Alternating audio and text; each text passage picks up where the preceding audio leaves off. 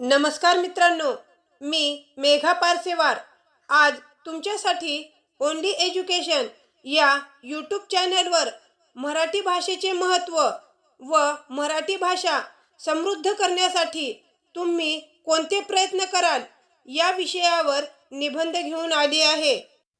माझ्या मराठी मातीचा लावा ललाटास टिळा असे मराठी भाषेचे थोर अभ्यासक कुसुमाग्रज यांनी लिहिले आहे।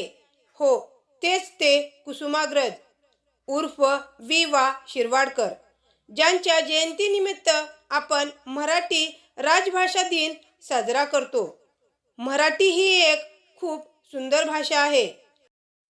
मराठी ही भारतातील 22 प्रमुख भाषांपैकी एक भाषा आहे। मराठी ही भारतात जास्त बोलणाऱ्या भाषांमध्ये 4थ्या नंबरला आहे। मराठी भाषा ही जगाला वारसा मिळालेली एक भाषा आहे।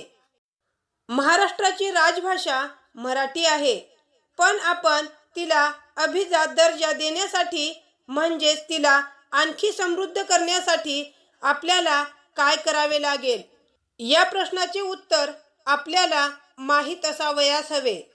जर मला मराठी भाषेला समृद्ध करायचे असल्यास मी काय करेन? मातृभाषा हीच आपली पहिली भाषा आहे, म्हणून मी पहिले पाऊल उचलेल ते म्हणजे बालवयातच त्या मुलाला मराठी शाळेत प्रवेश देईन व त्याला मराठी भाषेतील कथा, कादंबऱ्या, पुस्तके वाचायला लावेन। घरातही मराठी भाषेचाच जास्त वापर करेन। मला माझ्या मातृभाषेवर खूप अभिमान आहे।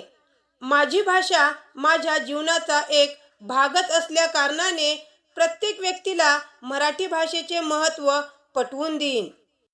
महाराष्ट्राचे शान असणारे छत्रपती शिवाजी महाराज हे एक मराठी बोली भाषा जाणणारे, त्यासोबत तिचे महत्त्वही जाणणारे व बोलणारे विश्वपुरुष होते।